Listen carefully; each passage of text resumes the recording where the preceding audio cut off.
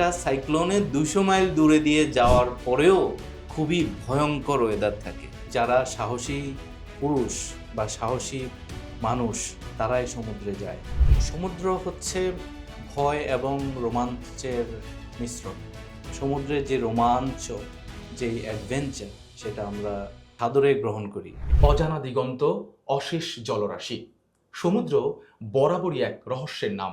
অনেক চেষ্টার পর যে সমুদ্রে আমরা কালে ভদ্রে যেতে পারি, একজন নাবিক সেখানেই দিনের পর দিন, মাসের পর মাস অবস্থান করেন। আজ আমরা পেয়ে গেছি তেমনই একজনকে।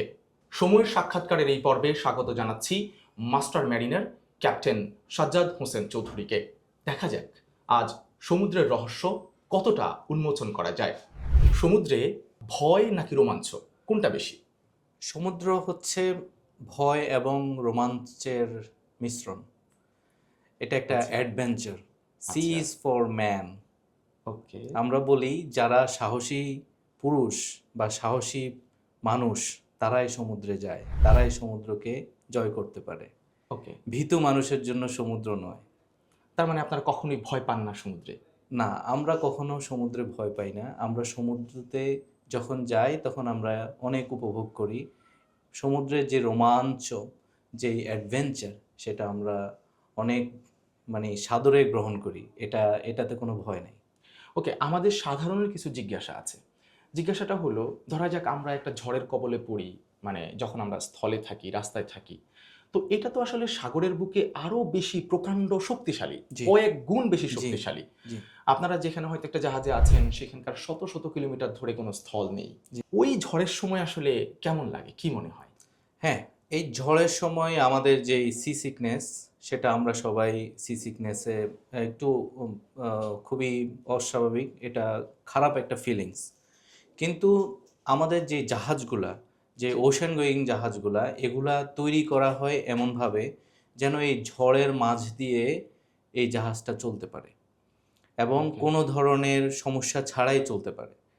তো আমরা তারপরেও দেখা যাচ্ছে যে যে কোনো ঝড়ের পূর্বাভাস আমাদের কাছে 7 দিন আগ থেকে আমরা জেনে যাই যে এই জায়গায় এই সময়ে এই ধরনের একটা খারাপ ওয়েদার আসবে।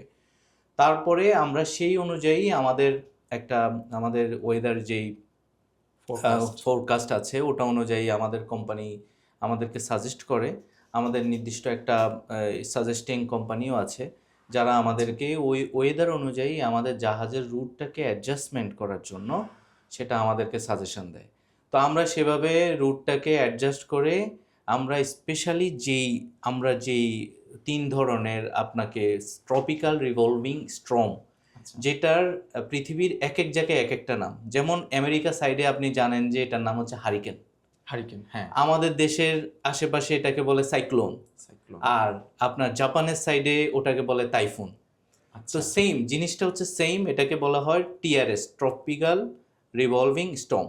তো আমরা যখন আপনার ট্রপিক্যাল রিভলভিং স্টর্মের আমরা ওয়েদার ফোরকাস্টটা পেয়ে যাই, তখন আমরা ওটাকে অ্যাভয়েড করি। ওটা পিছে দিয়ে আমরা পার হই, ওটার সামনে হেড ক্রস করি না। ওটার যেই গতিপথ, ওটার একটা পথ আছে, ওই পথটা আমরা কখনোই ক্রস করি না। কারণ হচ্ছে যে কোনো কারণে আমাদের যদি মেশিনারি ফেল হয়, আমাদের যদি ইঞ্জিন ফেল হয়, আর ওটার সেন্টার যে আইটা থাকে ওটার ভিতরে যদি আমরা পড়ে যাই, তাহলে অলমোস্ট ধরা চলে যে it will be destructive, it will be constructive loss of the ship. Fully জাহাজ হয়তো বা লস্ট হয়ে যাবে। যার কারণে আমরা এটার পিছন দিয়ে যাই, ওটার গতিপথের পিছন দিয়ে যাই, 200 মাইল দিয়ে যাই। কিন্তু একটা সাইক্লোনের 200 মাইল দূরে দিয়ে যাওয়ার পরেও খুবই ভয়ঙ্কর ওয়েদার থাকে, যেটা ওয়েভ হাইট থাকে 10 মিটার। 10 মিটার? Yes, 10 metre. তারপরে সোয়েল থাকে। সব কিছুর মাঝ দিয়ে আমরা দেখা যাচ্ছে যে ক্যাপ্টেনের নিজের প্রুডেন্ট ডিসিশনের মাধ্যমে জাহাজের কোর্স অ্যাডজাস্টমেন্ট করে এই ব্যাড ওয়েদারের মধ্য দিয়ে আমরা আমাদের জাহাজকে নেক্সট ডেস্টিনেশনে নিয়ে যাই। তার মানে এমন কোনো দিন কি হয়েছে, বা আপনার জানা মতে কোনো ঝড়ে কোনো জাহাজ উল্টে গেছে বা ডুবে গেছে, ঝড়ে বা প্রাকৃতিক দুর্যোগ যেগুলো, এগুলোতে কি এরকম হয়েছে? হ্যাঁ, যদি আপনার এই ওয়েদার রিপোর্টিং দেখা যাচ্ছে যে ওয়েদারের যেই আমাদেরকে যে সাজেস্টিং কোম্পানি থাকে, যারা আমাদেরকে এই ওয়েদারের অ্যাসিস্ট করে, ব্যাড ওয়েদারে অ্যাসিস্ট করে, ওই অ্যাসিস্ট করা অনেক কোম্পানি আছে, স্টিল তারা ওই অ্যাসিস্ট্যান্সটা নেয় না। ও তারা দেখা যাচ্ছে ক্যাপ্টেনের উপরে ডিপেন্ড করতেছে, টোটালি ক্যাপ্টেনের ডিসিশনের আচ্ছা, উপরে আচ্ছা। ডিপেন্ড করতেছে, কোম্পানি ক্যাপ্টেনের উপরে ছেড়ে দিয়েছে। তখন দেখা যাচ্ছে যে তারা ওই অরিজিনাল যে ওয়েদার ফোরকাস্টটা ওটা পাচ্ছে না ইন্টারনেট থেকে, অথবা স্ক্যান্টি ইনফরমেশন পাচ্ছে যেটা আচ্ছা। আসলে অরিজিনাল ইনফরমেশন না। ওই স্ক্যান্টি ইনফরমেশনের কারণে দেখা যাচ্ছে যে আপনার সে রং একটা ডিসিশন নিয়ে নিল, আচ্ছা, এবং দেখা যাচ্ছে যে সাইক্লোনের আপনার খুব কাছ দিয়ে চলে গেল, অথবা দেখা যাচ্ছে যে অনেক সাবস্ট্যান্ডার্ড কোম্পানি আছে, ছোট কোম্পানি আছে, তারা সাইক্লোনের সামনে দিয়ে চলে গেল। সামনে দিয়ে যাওয়ার সময় সাডেনলি ব্যাড ওয়েদারের কারণে দেখা যাচ্ছে যে ইঞ্জিন ফেইলিওর হয়ে গেল। ইঞ্জিন ফেইলিওর হয়ে গেলে তো সেখানে জাহাজ সার্ভাইভ করবে না।